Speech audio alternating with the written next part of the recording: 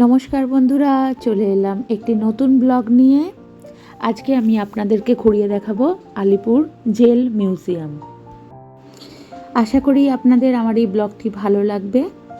আমরা আমাদের গাড়িটি এই পার্কিং এরিয়াতে পার্কিং করে এগিয়ে চললাম আলিপুর জেল মিউজিয়ামের গেটের দিকে।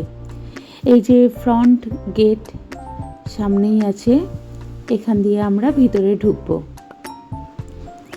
ভিতরে ঢুকেই প্রথমে আমাদেরকে যে কাজটি করতে হবে সেটি এখান থেকে টিকিট সংগ্রহ করতে হবে। খুব সুন্দরভাবে সাজানো এই জেল মিউজিয়ামটি। এখানে একটি দোকান আছে, আর তাছাড়া কফি শপও রয়েছে, কফি হাউস, যেখান থেকে আপনারা চাইলে কফি বা স্ন্যাক্স খেতে পারেন। যাই হোক, এই যে জেল মিউজিয়ামটি, এখানেই রয়েছে সেই ফাঁসির মঞ্চ যেখানে ফাঁসি দেওয়া হয়েছিল ক্ষুদিরাম বসুকে। এখানেই আমাদের স্বাধীনতা সংগ্রামীদের দিনের পর দিন, রাতের পর রাত কেটেছে। আমি আপনাদের ঘুরিয়ে দেখাবো পুরো জেলখানাটি। প্রথমেই আপনাদেরকে এই মানচিত্রটি দেখাই। মিউজিয়ামের কোথায় কি আছে এটি দেখলেই বোঝা যাবে। তাছাড়া কোন সেল কোন দিকে আছে সেটাও নির্দেশ দেওয়া আছে।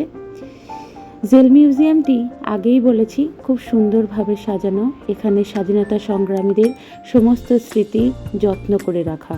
তারা যে সেলগুলোতে থাকতেন সেগুলোও ঠিক সুন্দরভাবে পরিষ্কার পরিচ্ছন্ন করে রাখা রয়েছে।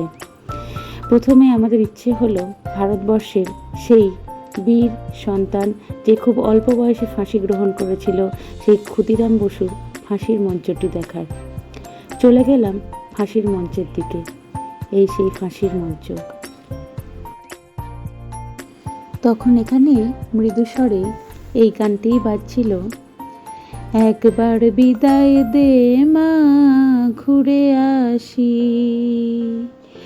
একবার বিদায় দে মা ঘুরে আসি, হাসি হাসি পড়ব ফাঁসি দেখবে ভারতবাসী, ও মা হাসি হাসি পড়ব ফাঁসি দেখবে ভারতবাসী। কোনো জায়গায় গিয়ে মনে হচ্ছিল সেই সব কিছুই যেন চোখের সামনে দেখতে পাচ্ছি। মনটা ভারাক্রান্ত হয়ে গেল।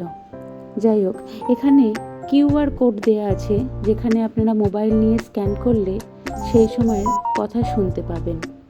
এই যে দেখুন, এই জানলা দিয়েই বন্দিরা দেখত, আর এই সেই জায়গা যেখানে ফাঁসির পরে তাদের দেহ নিয়ে আসা হতো।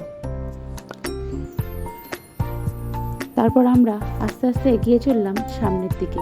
দেখুন, এখানে অনেকগুলি কারাগার রাখা রয়েছে। কারাগারগুলোতে ঠিক যেভাবে থাকতে হতো সেইভাবেই সমস্ত কিছু ব্যবস্থা করা।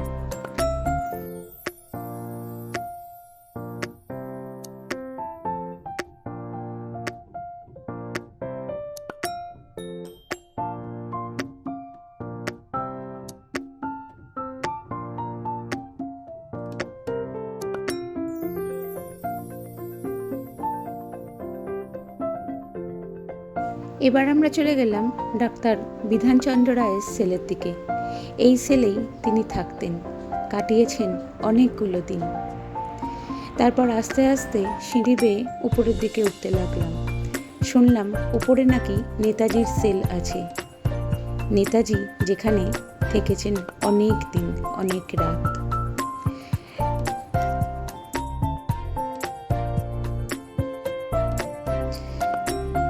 দেখুন, স্ট্যাচুটিকে দেখলেও মনে হচ্ছে যেন কীরকম জীবন্ত তাকিয়ে রয়েছেন আমাদের দিকে, বলতে চাইছেন অনেক না বলা কথা। তারপর আমরা চললাম চিত্তরঞ্জন দাসের সেলের দিকে, যেখানে তিনি ছিলেন।